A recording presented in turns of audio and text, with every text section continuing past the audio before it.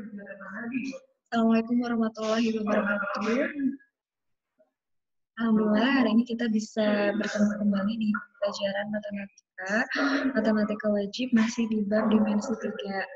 Ibu akan melanjutkan pembelajaran yang sudah kalian lakukan sebelumnya, yaitu di pertemuan sebelumnya Ibu minta kalian untuk menuliskan atau mencatat materi yang ada di bab dimensi 3 sampai akhir ya. Nah, hari ini akan coba Ibu bahas. Oke, bahasan yang penting kita bahas hari ini adalah waktu itu kan kalian sudah menulis poin A ya, Ibu tulis poin B.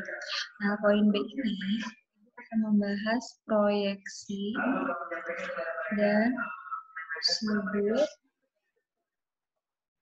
pada dimensi 3. Nah, kita akan belajar apa yang dimaksud dengan proyeksi dan sudut pada dimensi 3. Semuanya akan berawal dari ini ya. Ibu akan bahas poin penting yang dibahasnya adalah sudut antara garis dan bidang.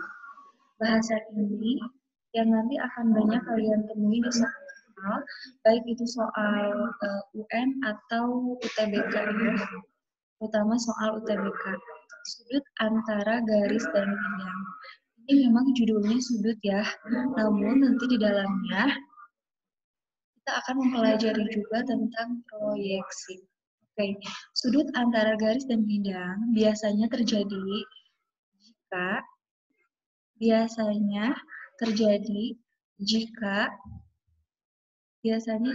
terdapat garis yang menembus bidang. Jadi biasanya sudut antara garis dan bidang itu terbentuk jika terdapat garis yang menembus bidang. Oke, perhatikan baik-baik. Misal garis G menembus bidang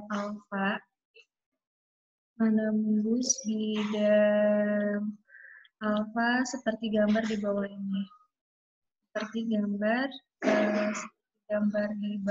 ini. Lalu kita diminta untuk tentukan A misalnya proyeksi,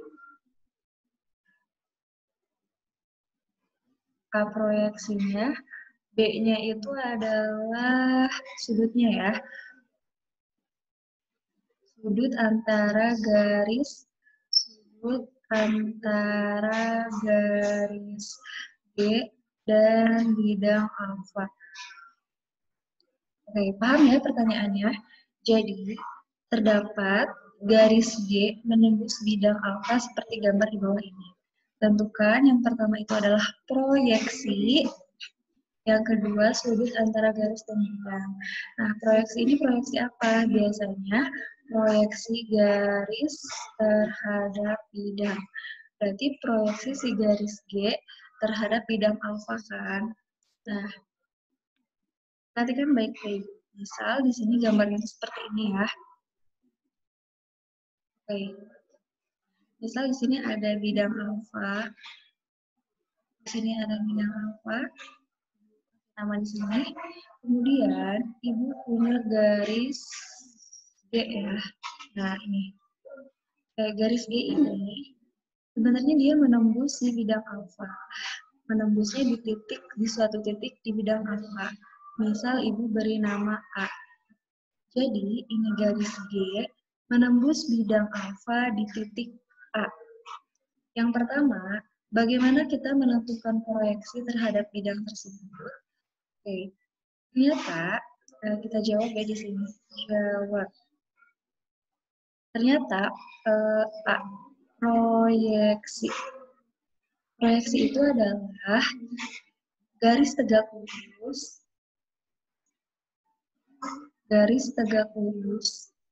dari salah satu titik pada garis G terhadap bidang alfa. Oke. Jadi, apa yang dimaksud dengan proyeksi? Proyeksi itu adalah garis tegak lurus dari salah satu titik pada garis G terhadap bidang alfa. Jadi, kan kita punya garis G. Ini garis G ini anggap lurus ya. Garis G ini kumpulan dari banyak titik kan. Nah, ada banyak titik sampai sini banyak banget misal. Misal Ibu ambil titik B. Apakah titik B ini berada pada garis G? Jawabannya adalah betul berada ya. Jadi titik B misal berada pada garis G. Sehingga untuk menentukan proyeksi adalah garis tegak lurus dari salah satu titik. Maaf. Dari salah satu titik. Berarti kan ini titiknya. Berarti kita ambil garis tegak lurus dari sini. Oke. Misalnya ini tegak lurus ya. Nah, misalnya itu tegak lurus. Ibu kasih nama di sini titik C. Nah, ini tegak lurusnya itu dengan apa namanya? Dengan bidangnya ya. Si garis BC tegak lurus dengan bidang. Nah, makanya dari gambar ini berarti kita dapat menyimpulkan proyeksi garis terhadap bidang itu adalah berarti garis mana? Garis BC.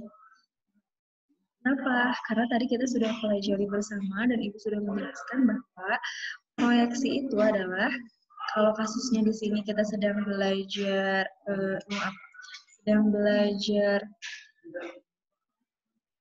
garis sudut antara garis dan bidang, maka proyeksi itu adalah ya tadi garis tegak lurus dari salah satu titik pada garis G terhadap bidang alfa. Oke, yang pertama udah ketemu ya. Proyeksinya itu adalah BC.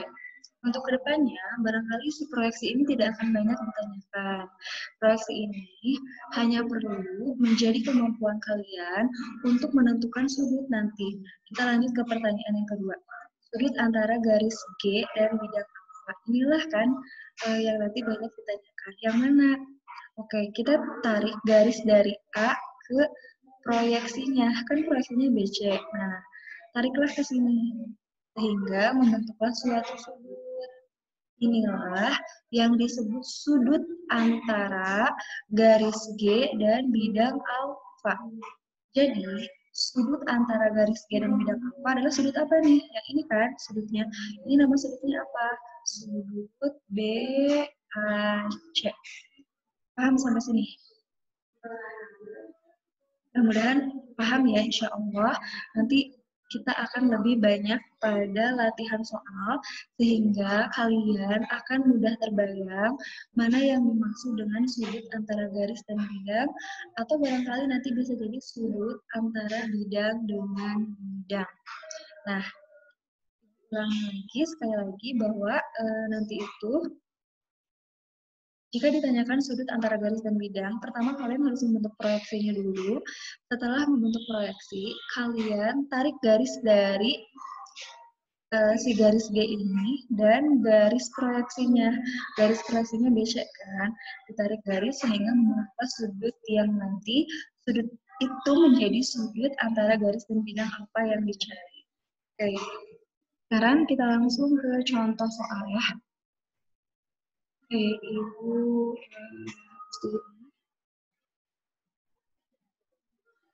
Oke, kita langsung ke contoh soal.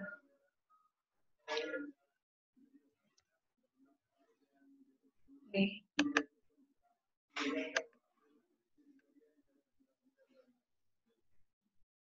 Bentar.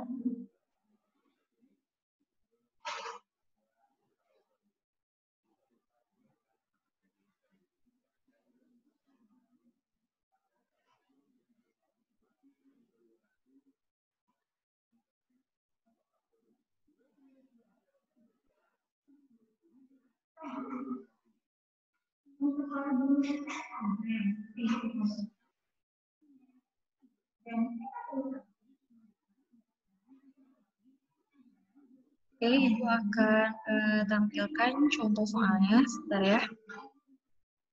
Misal diketahui kubus ABCD EF ABCD EFGH dengan panjang rusuk 8 cm. 8 cm. Oke, tentukanlah nilai tangen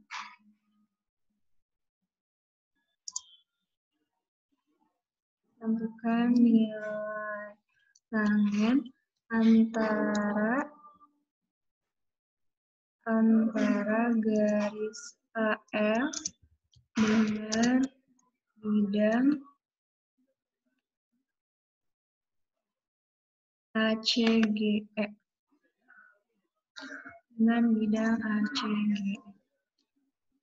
Oke, ini contoh soalnya.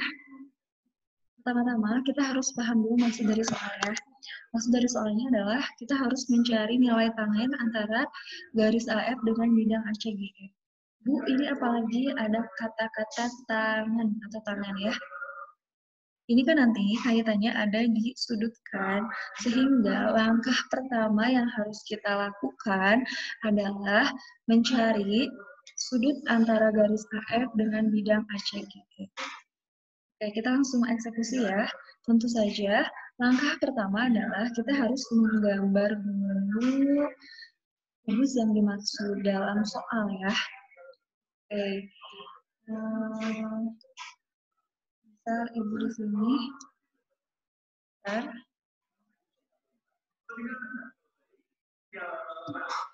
Oke ya. Jawab. Pertama kita gambarkan dulu kubusnya ya. Kubusnya A, B, C, D, E, F, G, H. Oke, kita gambarkan dulu kubusnya. Ini gambarnya lurus dan lurus ya. Oke. A, B, C, D, E, F, G, H. E, F, G, H. Tadi panjang rusuknya adalah 8 cm. Oke. Nah, tentukan nilai tangen antara garis AF dengan bidang ACGE. Oke, pertama berarti kita harus menentukan dulu sudut antara garis AF dengan bidang ACGE.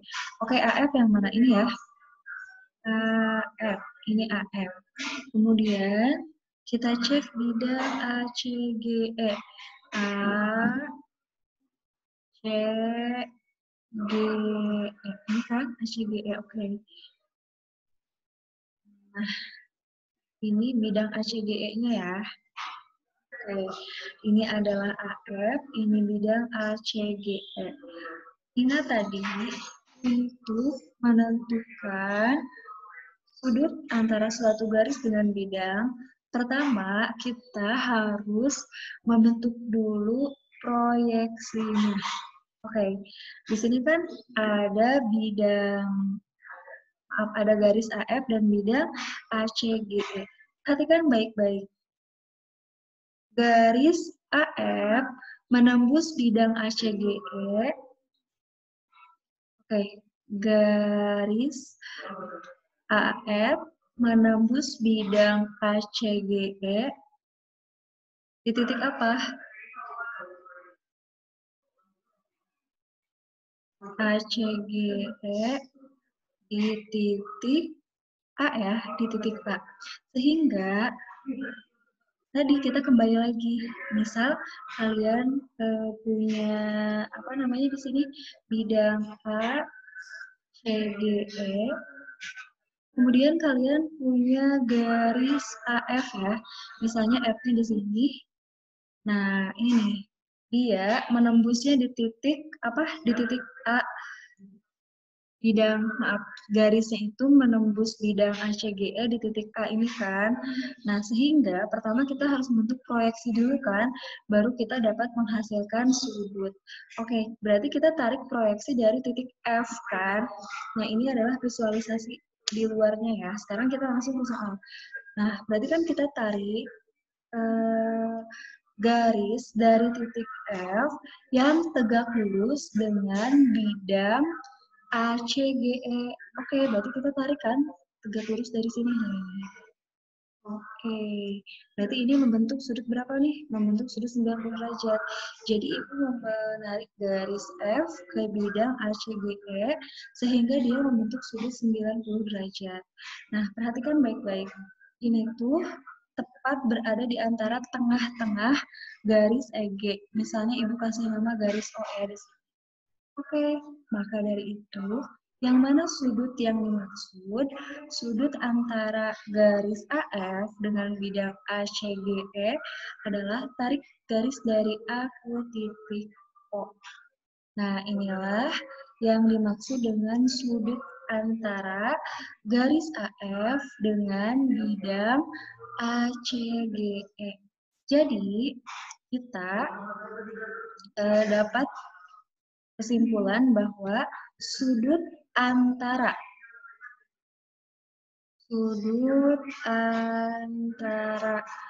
garis AF dengan bidang ACGE adalah sudut apa nih? Nah, ini sudut FAO gitu ya. Nah, berarti sekarang untuk menentukan tangan, kita tinggal ambil dari segitiga FAO kan. Berarti kita tinggal selanjutnya adalah menentukan tangan tadi antara garis AF dengan bidang ACGE. Oke, dengan bidang ACGE ini kan. Berarti sekarang setelah sudutnya diketahui, gampang. Kita tinggal menentukan tangan dari sudut ini kan. Berarti kita tarik si segitiganya. Oke, dia membentuk siku-sikunya di sini ya. Dia membentuk siku-sikunya di sini. Berarti kan bisa kita gambar kayak gini ya. Nah, oke, kita pindah-pindahkan. Ini A, ini O, ini F, betul ya? Sehingga betul dia membentuk 90 derajatnya di sini. Oke, lanjut. Berarti gimana nih? A, O, F. Kita cek satu-satu panjangnya. AO. Panjang AO itu berapa? Kan AO itu adalah setengahnya dari diagonal sisi kan? Ibu tulis satu persatu ya di sini. Di atas saja. AO itu adalah setengah dari EG kan? Maaf. Bukan AO dulu yang kita cari ya, biar gampang. Kita cari FH dulu.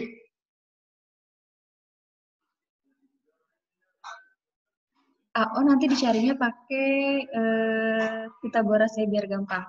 Nah, kita cari ini dulu ya, maaf. FO dulu justru. Sekarang kita harus cari dulu FO. Kita cari dulu FO-nya itu berapa. Ya, ini kan FO. Oke, kita cari dulu FO. FO bisa kita cari dari ini nih. FO itu kan dari sini ke sini.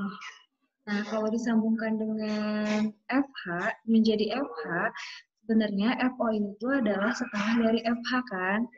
Oke, FO sama dengan setengah dari FH.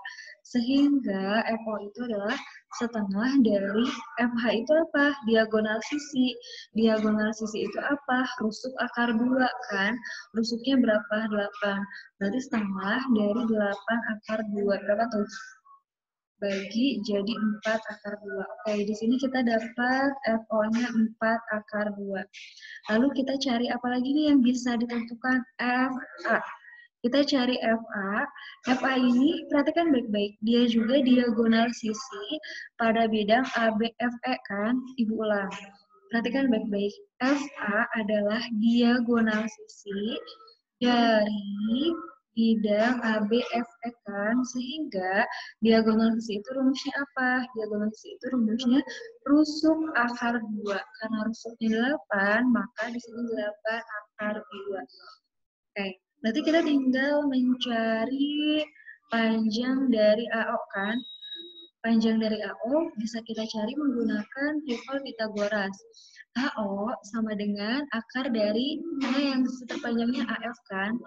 AF kuadrat dikurangi OF kuadrat. Oke, berarti akar dari berapa tuh? 8 akar 2 dikuadratkan dikurangi 4 akar 2 dikuadratkan. Oke, lanjut. Berarti ini jadi berapa? 8 akar 2 akar 2. 64 dikali 2 kan?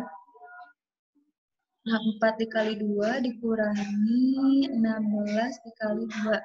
64 dikali 2 berapa? 128 dikurangi berapa tuh? 16 kali 32. Berapakah? 128 dikurangi 32. Jawabannya adalah coba 96 ya. Akar dari 96. Coba akar dari 96 itu bisa kita ubah bentuknya jadi berapa akar berapa? 96 itu bisa kita ganti jadi 16 kali 6 kan? Akar dari 16 berapa? 4 kan? Berarti jadi 4 akar 6. Oke, kita ketemu AO-nya itu adalah 4 akar 6. Kita beralih pada fokus terakhir, apa yang ditanyakan tadi tangan. Tangan antara garis AF dan bidang ACGE. Berarti kan tadi kita udah tahu kan, sudutnya itu adalah di sudut apa nih? Sudutnya itu adalah di sudut FAO. Berarti mana? FAO. Berarti di sini kan? Nah, ini adalah sudut yang dimaksud, sudut FAO. Berarti, andaikan Ibu kasih nama di sini itu sudut alfa, sudut FAO itu sudut alfa, berarti kan kita sebenarnya mau mencari tan alfa kan? Oke, tan alfa tan itu rumusnya apa? Depan per samping. Oke, depan per samping, depan per samping. Depannya berapa? 4 akar 2, sampingnya berapa? Sampingnya adalah 4 akar 6 kan? Kayak ini bagi-bagi. Berarti ini tuh kan jadi pembagian akar 2 per akar 6 kan? Akar 2 per akar 6 kan Ibu bisa tulis gini kan? 2 per akar 6 atau akar 1 per 3 kan? Atau jadi 1 per akar 3. 1 per akar 3, bentuk lainnya adalah 1 per 3 akar 3. Nah, nanti kalian bisa perhatikan ini lagi lebih dalam ya. Tapi pada akhirnya, nilai dari tangan antara sudut tangan antara garis AF dengan bidang ACGE itu adalah 1 per 3 akar 3. Dengan catatan, sudut yang dimaksud kita ganti nama dengan sudut alfa. Paham sampai sini? Berarti jawabannya adalah berapa? 1 per 3 akar 3. Oke, gampang ya. Kuncinya adalah harus diulang-ulang. Nanti insya Allah kalian akan paham kalau misalnya sering menemukan soal. Nah, terus Ibu mau kasih lagi soal lain ya, biar lebih mantap contoh soal lain. Oke, ini kita set dulu. Ibu hapus.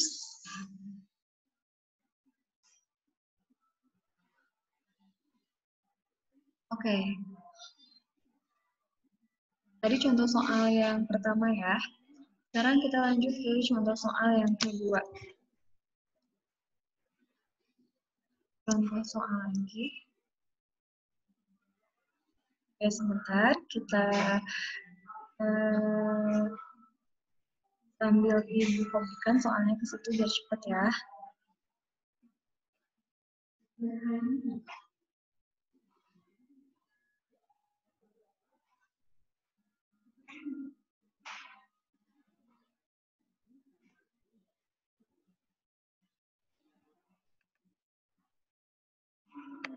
Ya, baik.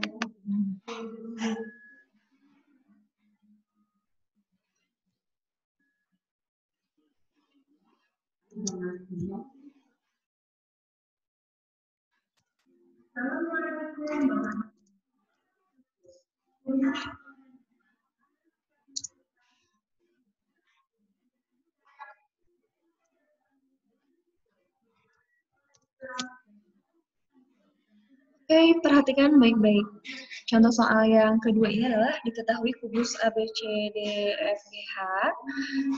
Kita diminta untuk mencari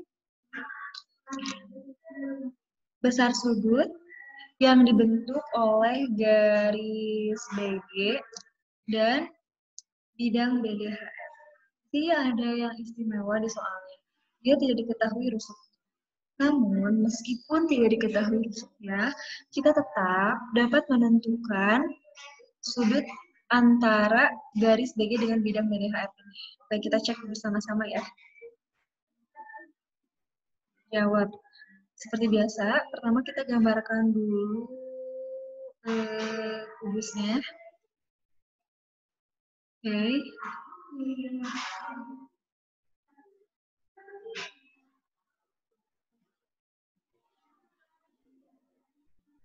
Kita membuat kubus A, B, C, D. A, B, C, D. Oke. A, B, C, D, E, F, G, H. Oke. Kita tentukan dulu garis BG-nya dan bidang BDHF-nya, baru dapat menentukan sudut yang dimaksud, gitu kan. Oke. Ini adalah garis BG. Lalu ada bidang BDHF, B, D, H, F. Ini kan bidang BDHF. Oke. Nah, perhatikan baik-baik.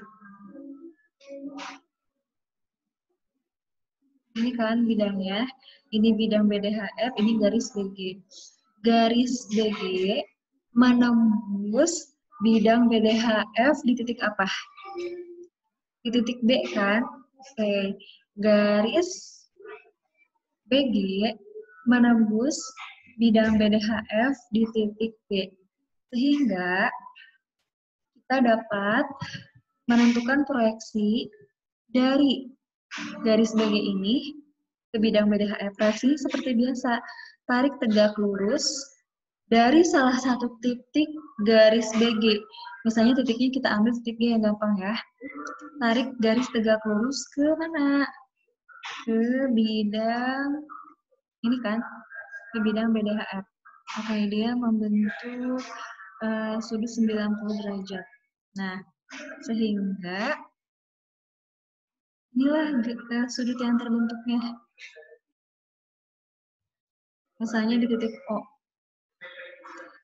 GO ini adalah proyeksinya, lalu kita tarik garis dari O ke B, sehingga terbentuklah sudut alfa, misalnya. Sudut alfa inilah yang harus kita cari besar sudutnya.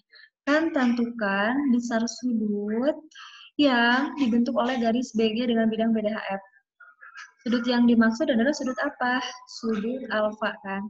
Sudutnya sudut alfa. Alfa. Berarti kita harus mencari sudut alfa. Bagaimana caranya? Oke, kita keluarkan dulu segitiga yang dimaksud. Berarti ini adalah B, gitu kan? Ini ada G, ini ada O. Lalu di sini adalah alfa. Oke. Nah, seperti biasa, kita menentukan dulu panjang masing-masing dari segitiga ini. Coba panjang dari GO. Panjang dari GO berapa? GO ini adalah setengah dari GE. Sementara GE ini adalah Ibu tulis di sini satu-satu ya pembahasannya. OG ini adalah setengah dari EG. Gitu kan? Dimana EG ini adalah diagonal sisi.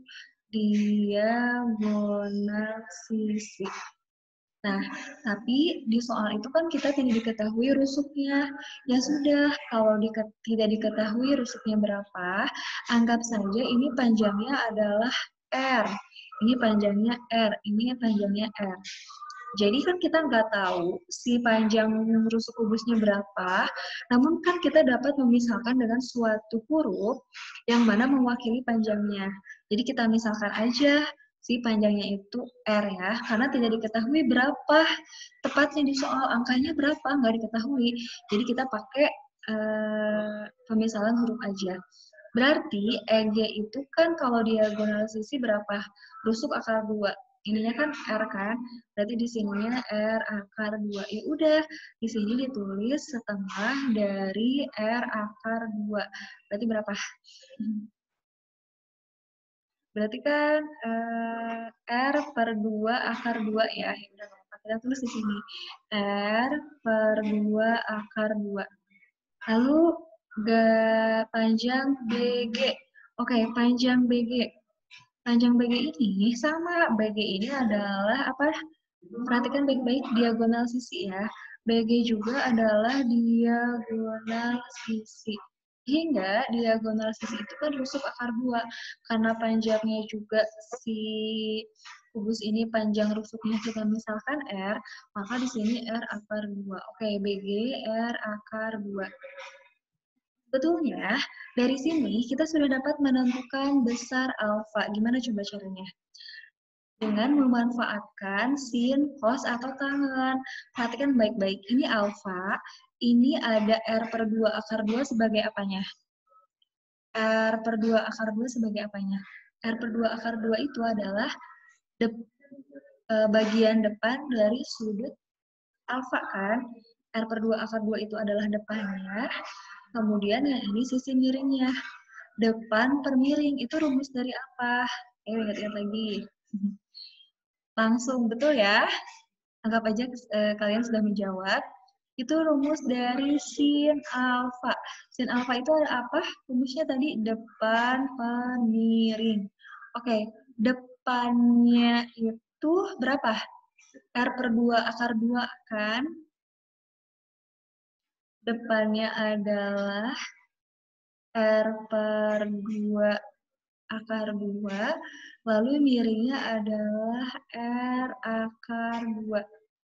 Oke, berarti kan ini sebenarnya bisa coret kan? Berarti kalian tinggal fokus R per 2 dibagi R. Bu dari mana? Dari ini kan? R per 2 per R, atau bisa Ibu tulis R per 2 dibagi R. Kalau dibalik jadi berapa? R per 2 dikali 1 per R.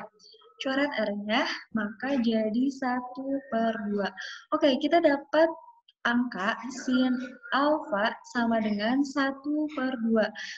Nah, dari sini sebenarnya gampang. Sin berapa yang hasilnya? Sin berapa yang hasilnya 1 per 2? Ingat-ingat lagi, sin berapa yang hasilnya 1 per 2? Betul, jawabannya adalah sin 30 derajat sama dengan 1 per 2. Dari sini dapat disimpulkan, alfanya sama dengan berapa? Alfa sama dengan 30 derajat. Inilah jawabannya. Jadi, besar sudut yang dibentuk oleh garis BG dengan bidang BDHF adalah berapa? Alfa, di mana alfanya adalah 30 derajat. Paham sampai sini ya? Oke. Dari Ibu, untuk pembahasan kali ini cukup dulu. Ibu akan minta kalian untuk mengerjakan latihan soal sendiri agar bisa mengerjakan soal-soal mengenai dimensi 3, utamanya tentang sudut ini ya. Sekian. Assalamualaikum warahmatullahi wabarakatuh. Sampai ketemu di pertemuan selanjutnya. Semangat!